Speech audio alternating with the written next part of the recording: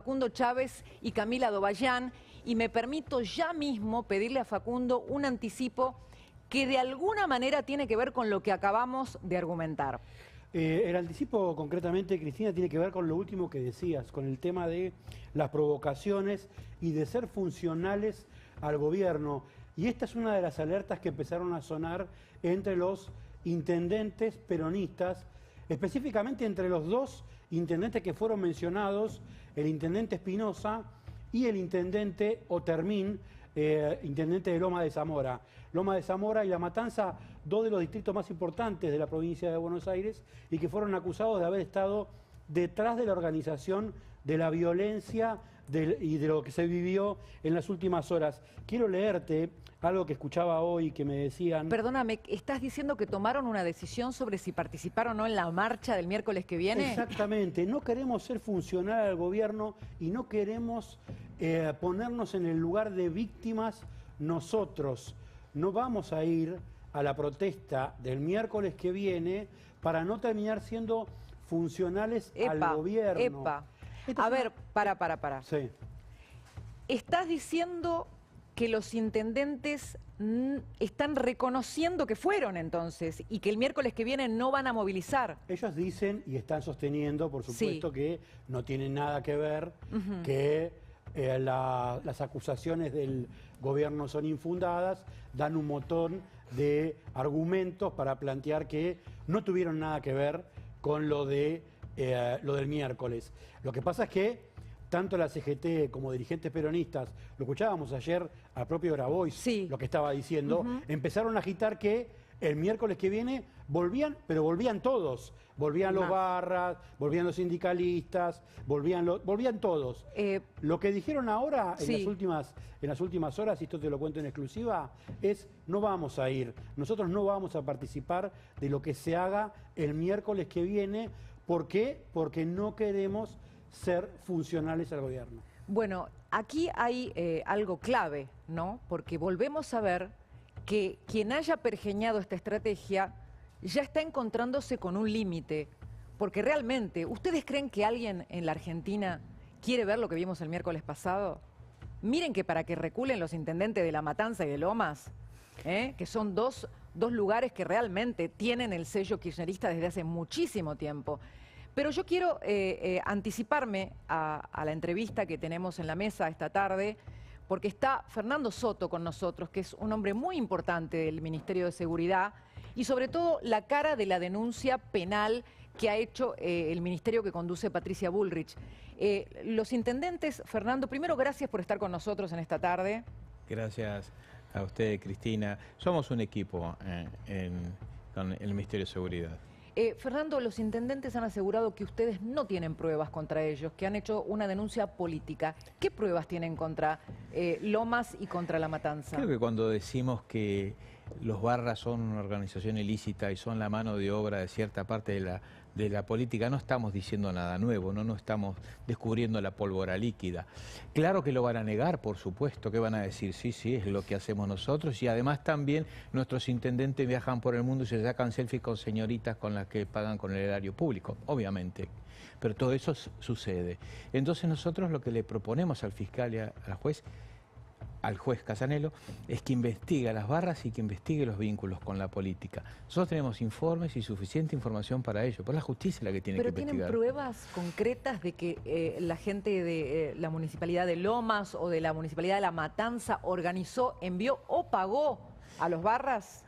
Como cuando uno hace una denuncia tiene que ser prudente, como corresponde, frente a la justicia y a la comunicación, hemos expresado que verosímilmente esto es así.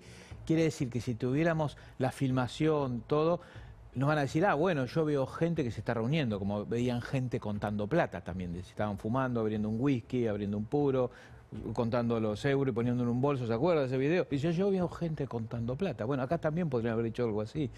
Bueno, nosotros lo que decimos es, mire, tenemos una información que en conjunto nos da cuenta que no fue una movilización de jubilados reclamando por sus haberes. no fue ni siquiera una movilización de protesta social. Cuando uno va al cine o va al teatro y ve a la gente entrando, saliendo, tiene un movimiento, ¿no?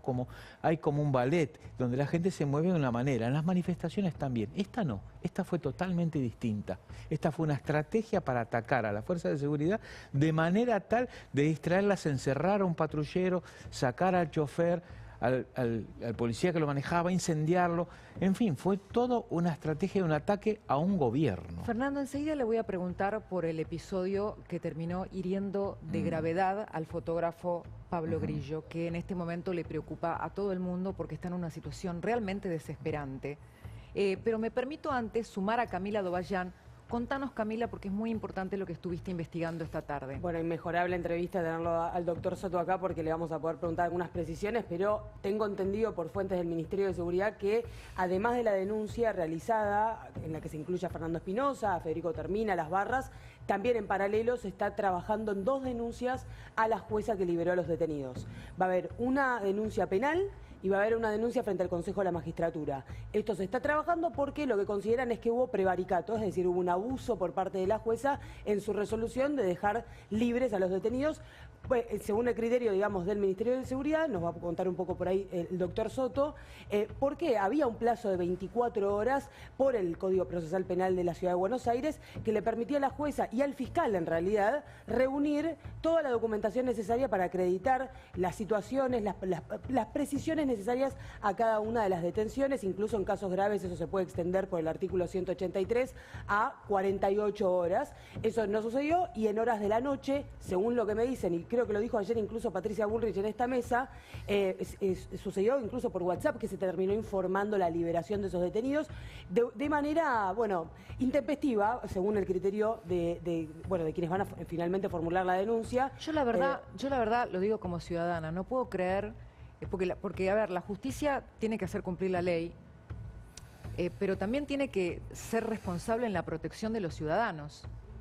¿Qué le daba la garantía a la señora jueza de que estaba liberando a gente que no representaba un peligro para los ciudadanos? Déjame que te agregue sobre eso, porque a mí me llegó un listado de las personas a las que liberó esta jueza, y hay personas que tienen muchas violaciones a la ley de drogas, es decir, que están acusados de narcos. Pero ¿cómo la jueza no lo buscó? Y la jueza no buscó los antecedentes. Te digo, tengo un listado que tiene más de 10 personas. ¿Lo querés? Por favor, léelo. Sí, bueno, lee algunos por lo menos. Algunos. Uno que se llama Fernando Rafart, otro que se llama Sebastián Madueño. Hay uno que tiene incluso una causa por violencia de género.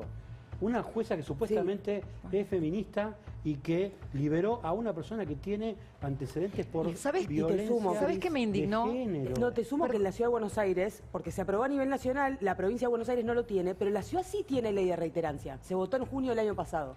Eso quiere decir que los antecedentes penales permitían que sea una de las causales para la jueza para retener, hasta en tanto se comiencen las actuaciones oficiales, digamos, por parte del fiscal, además del sistema acusatorio, bueno, contemplar esos antecedentes. Pero entonces tenemos que pensar que la jueza estuvo protegiendo a los detenidos.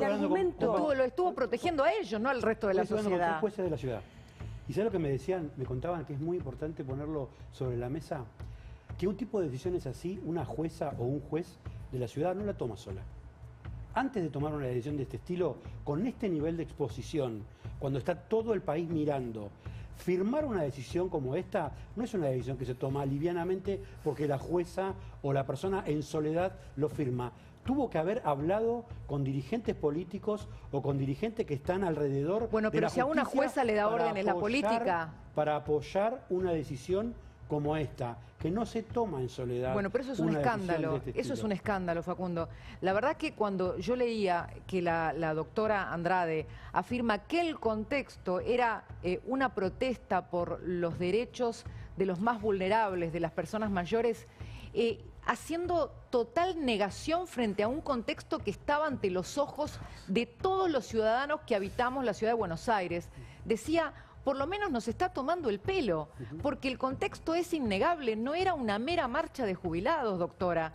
Y la verdad que el peligro y la integridad de cualquier persona que circulara por la ciudad de Buenos Aires estuvo absolutamente en juego en esas horas de violencia. Y usted no cuidó a la gente de Buenos Aires, doctora. Y si le ordenó la política hacer lo que hizo, todavía peor. Pero no me quiero quedar con este tema nada más. La verdad me saca, me indigna, sinceramente me indigna, porque no lo puedo creer. Además, uno no juzga a los jueces por su origen o por sus ideas o por si admira o no a Zaffaroni, pero sí los juzga por sus decisiones. Y la verdad que hoy la justicia, que está muy poco valorada por la sociedad, tiene que tener ejemplaridad y tiene que tener conexión con lo que le pasa a la gente real. No servir a sus jefes políticos, porque si no, no son jueces, son jueces disfrazados de jueces, pero en realidad son militantes políticos. Y ese es el daño que ha hecho Cristina Kirchner a la justicia. La ha disfrazado de jueces, pero en realidad ha puesto militantes. Y cuando hay militantes y no jueces, la ley termina siendo lo menos importante. Voy a volver a Fernando Soto, les pido, compañeros, que me ayuden a llevar adelante, porque hay muchos temas. Fernando, los videos del momento en que la cápsula de gas lacrimógeno impacta en la cabeza de Pablo Grillo no muestran el rebote que decía ayer la ministra Bullrich. ¿Ustedes cómo deducen que actuó el hombre de las fuerzas de seguridad de acuerdo a los manuales? Porque esos proyectiles de gas se disparan con una elevación, no se disparan directamente así, pero cuando caen en el suelo rebotan, esto es común. Y el disparo fue, según los que nos dicen los peritos que miraron los videos, es a más de 70 metros. Aunque quisiera, no podría haber apuntado nunca, no están hechos para apuntar esos proyectiles. ¿Ustedes hicieron peritajes? No, consultamos, no hicimos peritajes porque no vemos que haya una infracción a la ley. ¿Por qué no? Porque había una situación de un ataque conjunto de una serie de gente que fue preparada especialmente. Pero el disparo no estuvo hecho a 45 grados como se indica, nosotros, ¿o sí? No, lo que pasa es que cuando se hace esa distancia baja rápidamente y luego cuando baja puede rebotar y los rebotes alteran la trayectoria de una manera absolutamente impredecible. Y tuvo por lo menos un rebote y otro previo que es posible por la trayectoria horizontal. Uno en el momento que impacta en el artefacto metálico que estaba incendiándose. Se ve en el video, si uno lo amplía y luego repetidamente, ve que rebota. Y desgraciadamente, primero lamentamos lo que están pasando los padres, eso es lo más doloroso que puede tener, ¿no? Un hijo que esté enfermo, que esté grave. Pero es cierto que no se comunicó nadie del gobierno con la familia. No lo sé. El padre de Pablo Grillo dijo que nadie del gobierno se comunicó. Yo le estoy diciendo que lamento lo que están viviendo, son dos cosas totalmente distintas a la manifestación con lo que están sufriendo los padres y este pobre muchacho lo que pasó. Pero se dieron varias circunstancias, por ejemplo, en ese momento él se agachó, mientras mientras seguía la trayectoria, ese proyectil, él se agachó. Y él se agachó, si no, nunca lo hubiera dado en la cabeza. Él estaba, además, no hay ningún delito sacar una foto, pero él estaba en un lugar. Bueno, pero no es expuesto. Culpa de él. No, por eso estoy diciendo, pero él estaba en un lugar expuesto, era el único fotógrafo que estaba ahí, no era un grupo de fotógrafos. Entonces era un lugar en riesgo. Bueno, igual no es culpa de él, Fernando. No estoy diciendo que sea culpa de él, es un lugar donde estaba en riesgo. Y no cabe ninguna duda que no fue una actitud dolosa de dispararle a alguien, porque aunque hubieras querido no puede hacer puntería, porque esos proyectiles no tienen trayectoria con una... cuando sale una bala sale con una proyección giroscópica, con una dirección. Estos proyectiles no los tienen y cuando rebota es impredecible. Entonces dio esa circunstancia, un rebote por lo menos, seguramente otro, muy probablemente otro, y encima el lugar donde estaba y el agacharse en ese momento, todo eso junto se dio. Doctor, le pregunto por una situación en particular, porque independientemente del dolo o no del policía, la cuestión es al ángulo en el que disparó. Lo que mencionan muchos especialistas es que tendría que haber disparado mucho más hacia arriba de lo que fue. En los videos se ve un disparo mucho más horizontal que permitió que rebote o no, pero que llegue en un ángulo relativamente horizontal a Grillo. ¿Se analizó el ángulo de disparo? ¿Es algo que ya han visto? ¿Qué han dicho los peritos? No tenemos un peritaje, yo por mi cuenta he consultado, pero no es que se ha hecho un sumario porque no vemos que se haya infringido la ley o actuado ilegítimamente. Hay un contexto, el contexto era un grupo que estaba especialmente movilizado para producir graves daños, fueron preparados con palos, con fierros, con facas, con cuchillos, con armas de fuego, con elementos para hacer estragos e incendios. Todo eso ha pasado. En ese contexto estaban defendiéndose y defendiendo la institucionalidad de no unos jubilados que estaban reclamando por sus saberes, sino de un grupo armado en una manifestación que, como le decía Cristina, no fue como las manifestaciones que se movilizan de una manera que siempre es la misma. Esta fue totalmente distinta. ¿Esperan que esto se repita el miércoles que viene? ¿Qué escenario anticipan en esto que es una fase de mayor conflictividad que acaba de inaugurarse claramente? Claramente, lo que vemos es que hay un ataque a un gobierno democrático. Bueno, no sería la primera vez, ¿no? Ya Alfonsín, más allá de sus desaciertos económicos, ha sufrido el embate del peronismo y tuvo que dejar anticipadamente el gobierno. A De la Rúa claramente lo han volteado, y a los presidentes, esos 5 que tuvimos la semana, también ellos mismos lo han volteado, con desmanes también, y también en el Congreso. Entonces, esto es un acto todo dirigido de sedición, por eso así lo denunciamos. Entonces, esta marcha fue diferente y se está estudiando también una diferente respuesta, porque no fue como las otras marchas, por ejemplo, cuando incendiaron el patrullero de la ciudad, que no estaba solo y abandonado, sino que hicieron un ataque para distraer a las fuerzas federales y luego otro ataque y vinieron de atrás y quedó encerrado el patrullero. Nunca había pasado algo así. Fernando, enseguida vamos a seguir con este tema y le voy a preguntar específicamente de la jueza Andrade.